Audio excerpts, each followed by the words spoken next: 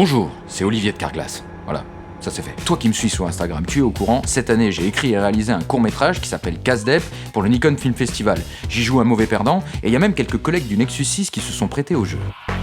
J'y ai mis toute ma sensibilité. En prenant 2 minutes 20 de ta vie, peut-être que tu rigoleras. C'est pas terrible comme promesse, mais ça a le mérite d'être sincère. Après, vous connaissez le business, plus c'est vu, plus c'est soutenu, plus ça a de chances de se retrouver devant le jury. Cette année, il y a du beau monde, il y a des diffusions ciné à la clé, et qui sait, peut-être que vous verrez ma fratz de Schlagos sur Canal+.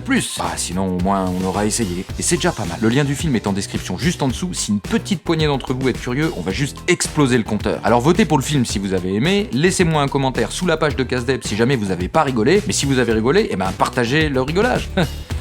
Merci du fond du cœur, je vous souhaite une bonne émission.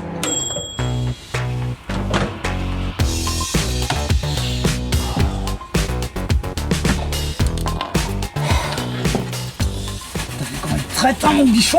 Je suis sûr que c'est Cyril qui t'a salopé avec sa pizza hier soir. Ils savent pas ce que tu vaux. Mais moi je sais, t'es le meilleur grill proton booster de la galaxie. Allez, t'en fais pas. Un de ces quatre, je vais pouvoir te... T'es là depuis combien de temps? Tu m'as entendu parler avec le grill? Vaisseau école Gamberoni. Ouais, tout à fait. Ça sent la merde.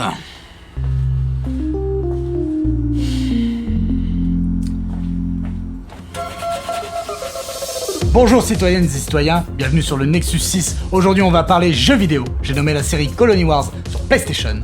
Ça faisait longtemps. Colony Wars est une simulation de combat spatial, un de mes genres de jeux préférés. Ce n'est non pas un, mais bien 3 jeux qui ont été développés sous cette licence. Colony Wars, sorti en 1997, Colony Wars Vengeance, sorti en 1998, et enfin Colony Wars Red Sun, sorti en 2000.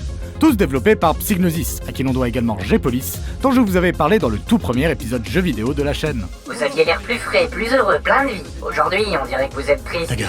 Colony Wars fait partie de mes jeux préférés, et c'est donc grâce à Psygnosis et à ces 2 séries que j'ai pu développer mes dons de pilotage. À votre place, je la ramènerai pas trop. Putain, mais ta gueule! L'histoire globale de Colony Wars est rythmée par la confrontation entre 2 puissances. L'Empire terrien, d'un côté, dirigé par le Tsar, qui contrôle une grande partie de la galaxie, et de l'autre, les colonies regroupées dans la Ligue des Mondes Libres, qui souhaiteront se libérer de son joug. Les jeux sont des simulateurs de combat, tout ce qu'il y a de plus classique. On contrôle un vaisseau, on vise, on tire, et on termine des missions qui feront évoluer le scénario. A noter toutefois quelques efforts de gameplay, notamment le fait que les boucliers des vaisseaux ennemis ne pouvaient être détruits qu'à l'aide d'un certain type de laser.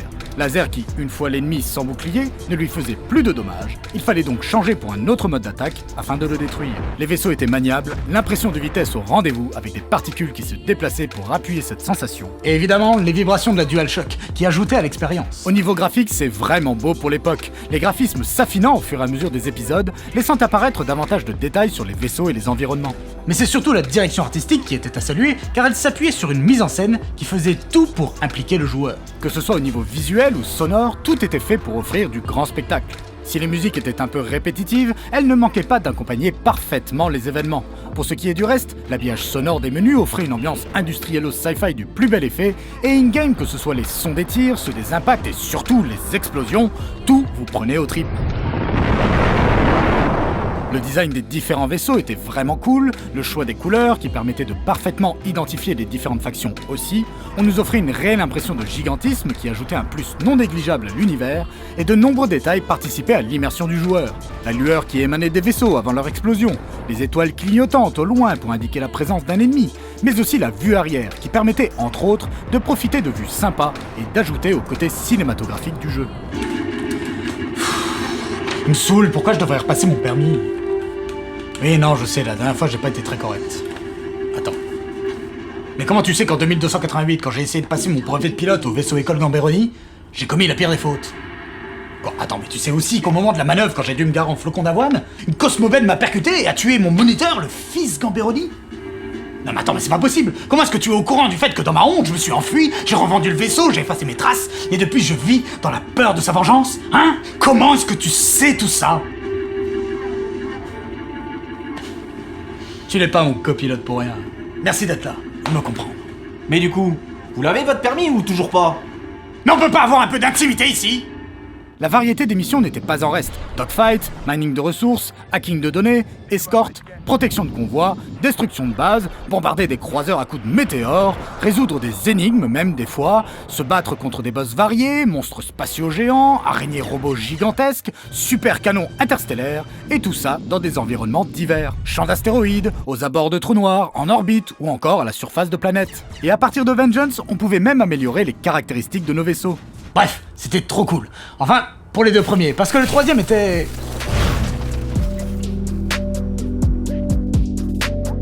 NOR de VPN, invisible dans mes veines. Plus de pop-up de tracker de malware, la disparition est soudaine. NOR des VPN, placement de produits sur l'antenne. 2 ans d'engagement et 1 mois offert, cette phase est promotionnelle. Le partenariat est tombé, qu'est-ce qu'on va faire pour se renouveler? Un créatif JDG, linguistique AE, tout le monde est passé, je suis en panne d'idées. Club fenouillé de sortie, Slex and the gang, oui tout le monde est parti. M'étoffe mes données, ma monnaie, mes passe-mots. Chiffrer le code, décrypter et l'info. 54 000 serveurs testent le débit, Finlande, New Zealand, 59 pays. Choisi, aïe. Sampler l'action commerciale, mon flou n'est pas trop validé. L'offre est un petit peu spéciale, 30 jours pour te faire rembourser. La montagne est bleue comme le bleu de tes yeux. VPN actif, l'IP est masqué, y'a en description, vas-y fais comme tu veux. Nexus est le code que tu dois rentrer. Oh. NOR de VPN, invisible dans mes veines. Plus de pop-up de tracker de malware, la disparition est soudaine. NOR des VPN, placement de produits sur l'antenne. 2 ans d'engagement et 1 mois offert, cette phase est promotionnelle. Le rap c'était mieux avant, hein. Le troisième opus, Red Sun, est à mon sens un ratage, car là où Vengeance gardait toutes les qualités du premier Colony Wars, en apportant son lot d'améliorations, Red Sun, lui, à part un affinage graphique, allait même jusqu'à revenir en arrière sur de nombreux points. La direction artistique était vraiment en dessous. Par exemple, là où nous avions des vaisseaux classe et agressifs avant, ils devenaient pâteaux, presque grotesques dans Red Sun. Ça allait jusqu'à se ressentir dans la maniabilité des vaisseaux qui perdaient clairement en nervosité. L'ambiance sonore était aussi beaucoup moins impactante, les tirs paraissaient mous, et davantage de missions se passaient à la surface de planètes, ce qui était déjà très loin d'être les meilleurs moments des opus précédents. En bref, si vous devez découvrir Colony Wars, ne jouez pas à Red Sun. Les 2 premiers jeux n'étaient pas exempts de défauts non plus, des temps de chargement longs, voire très longs des fois si votre CD était rayé, et qui pouvaient vous laisser poireauter pendant des heures sur cet écran avec ses magnifiques bruitages. Je parlais aussi de gigantisme plutôt, mais les perspectives étaient un peu à la nimpe, avec notre vaisseau monoplace qui en réalité était à peine moins grand que des stations spatiales ou des croiseurs. Mais bon, c'est explicable par les limitations de la machine, et à mon sens l'important c'était l'idée que le jeu voulait mettre en scène, et non pas le réalisme de la chose. Enfin, les doublages. Alors en français, force est de constater que ça allait. Il s'agissait des mêmes doubleurs que pour G-Police, et ça faisait plutôt le taf. Sans Krone, nous aurions baissé les bras depuis longtemps. C'est le monde dans lequel je suis né.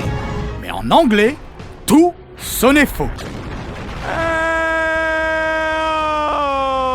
Et je ne parle même pas de Red Sun, qui en voulant améliorer les séquences cinématiques et augmenter l'aspect cinématographique, avait décidé d'arrêter le tout en voix off des précédents jeux pour mettre en scène des personnages et des dialogues avec un résultat consternant. Which is what? My name is Valdemar. Bon, écoutez, ça fait 24 ans que je pilote, tout s'est toujours bien passé, jamais personne n'a rien trouvé à redire. 10 fois. 10 fois on s'est craché rien que ces 5 dernières années. Et ça, c'est sans compter les fois où on a foutu le camp devant la Space Police alors qu'il y avait aucune raison. Je comprends mieux maintenant. Autodidacte, messieurs. Mais y a rien de mieux. G-Police, Colony Wars. À mon époque, quand tu voulais apprendre à piloter, c'était Pilot Wings, à carjacker GTA, à gérer un parc d'attractions, Theme Park. Ouais, c'est ça. Et vous allez dire que vous m'avez fait jouer aux Sims pour que je sache bien me tenir en société. Mais bordel, oui. Tu vivais dans une grotte cul nu, hein, tu savais à peine parler. Quelle belle époque. Et lui, il s'est tapé Echoes de Dolphin en long, en large et en travers. Je peux dire que c'était pas pour se marrer. Oui, Futuna. Je comprendrais tout à fait que de jeunes joueurs du 21e siècle trouveraient tout ceci très classique. Mais ce classicisme cachait pourtant une profondeur bien plus grande au niveau scénaristique et narratif. Car dans Colony Wars, rater une mission ne signifiait pas forcément le game over. Le scénario évoluait en fonction de vos défaites ou de vos victoires. Ainsi, vous pouviez obtenir la pire fin du jeu après seulement 30 minutes, alors que vous aviez échoué aux 4 premières missions. Colony Wars et Colony Wars Vengeance possédaient donc une structure en arborescence dans laquelle vous alliez évoluer en fonction de vos succès ou non, avec 6 fins différentes. Sauf Red Sun, qui décidément n'en rate pas une. S'il existait bien différentes fins dans le 3e opus, elles n'intervenaient que lors de la dernière partie du jeu. Le système d'arborescence fut tout simplement abandonné pour un système de mission principale à réussir pour avancer dans le scénario et d'autres secondaires destinés à engranger de l'argent pour se payer des améliorations. Et cela influençait aussi sur la difficulté du jeu. Car les 2 premiers jeux étaient assez complexes, la barre de vie du vaisseau ne remontait tout simplement pas et les objectifs étaient difficiles à atteindre. Mais là où l'arborescence du scénario prenait justement tout son sens, c'est qu'il n'était pas si difficile de ne pas mourir dans le jeu en restant prudent. Ce manque de prise de risque vous menait irrémédiablement vers une défaite de vos objectifs et donc vers une des mauvaises fins du jeu. Les 2 premiers Colony Wars vous poussaient donc à vous surpasser en pilotage, à éviter les tirs ennemis et à vous confronter aux croiseurs si vous vouliez avoir accès à la vraie fin du jeu. Ce lien entre gameplay, skills et récompenses scénaristiques faisait la qualité de Colony Wars et de Colony Wars Vengeance. Cela donnait une cohérence certaine à l'ensemble et témoignait d'une vraie exigence envers le joueur. Une exigence abandonnée dans Red Sun, puisque outre la disparition du scénario en arborescence, la barre de vie du vaisseau remontait. Bon, apparemment, soit je paye une amende de 60 000 crédits Xarlax, On n'a pas un rond. soit je repasse mon permis maintenant. Ouais, je suis d'accord avec toi. J'ai tué le fils Gamberoni, c'est sûrement un piège. L'article 245 du code des IA de vaisseau m'oblige à déclarer tout pilote non assermenté. Ouais, et tu vas me balancer peut-être. Me chauffez pas. Pourquoi vous allez pas dans une autre vaisseau-école? Oh, faut changer les dossiers, faut faire un transfert. C'est chiant, hein, très peu pour moi. Mais ce qui m'a le plus marqué avec les Colony Wars, c'est bien l'histoire globale de cet univers et comment elle amène le joueur à réfléchir sur des thématiques variées. Dans le premier jeu, nous incarnons un pilote de la Ligue des Mondes Libres. L'Empire terrien est diabolisé, et lorsque l'on finit par les vaincre et à les sanctionner en les condamnant à ne plus jamais quitter le système solaire, c'est le sentiment du devoir accompli et du triomphe de la justice qui prévaut. Mais dans Colony Wars Vengeance, on change de camp. Le jeu se déroule une centaine d'années après le premier, et nous incarnons Mertens, pilote terrien plein de ressentiment pour la Ligue, et pour cause. Suite à la décision de circonscrire l'ex-empire terrien dans le système solaire, un siècle plus tard, les ressources s'amenuisent terriblement. La guerre, la piraterie et la famine sont le quotidien des descendants des oppresseurs d'autrefois, et c'est poussé par la haine et l'instinct de survie que les terriens démarreront un nouveau conflit destructeur. J'étais jeune lorsque le jeu est sorti, c'est vrai, mais je me souviens parfaitement d'avoir été marqué par ce renversement de perspective. Et même si j'avais en tête les enseignements des 2 conflits globaux du XXe siècle, auxquels Colony Wars fait écho, je ne les ai compris qu'en jouant à ces jeux. C'est grâce à Colony Wars que j'ai pleinement appréhendé que la guerre faisait des victimes dans les 2 camps.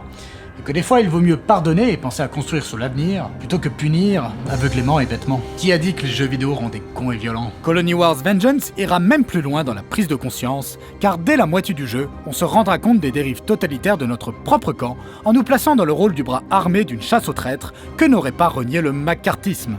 Et si je devais finir sur une note positive pour ce pauvre Red Sun, je dirais que le scénario du jeu reste quand même assez sympathique, avec une prise de distance par rapport au conflit, puisque l'on n'y joue plus ni la Ligue ni l'Empire terrien, mais un indépendant empêtré dans une machination ourdie par d'obscurs aliens bien décidés à éradiquer toute vie dans la galaxie. Comme pour nous rappeler à nous autres pauvres humains que quelles que soient nos considérations, elles ne sont que peu de choses face à l'immensité de l'univers. C'est toujours bien de le rappeler. Allez, moi j'y retourne, citoyennes et citoyens, jouez aux 2 premiers Colony Wars si vous en avez l'occasion, vous m'en direz des nouvelles. En attendant, à très bientôt sur le Nexus 6, et n'oubliez pas, le jeu vidéo, c'est beau!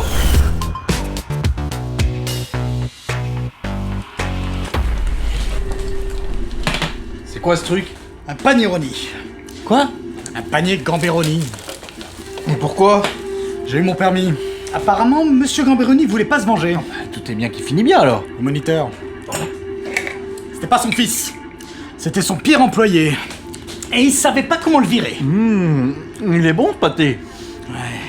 Il l'a mis avec moi dans ce vaisseau parce qu'apparemment il considérait que j'étais le pire pilote de l'école. Il savait que j'allais créer un accident et le tuer sur le coup. Et il s'est pas trompé. Mais on fait ça. À moi. Ouais, mais pas celle. Il vous a offert le permis alors que vous êtes toujours aussi dangereux? Très bonne idée. En même temps, j'ai appris à conduire sur Crazy Taxi. De la jus de pongo là? Ouais.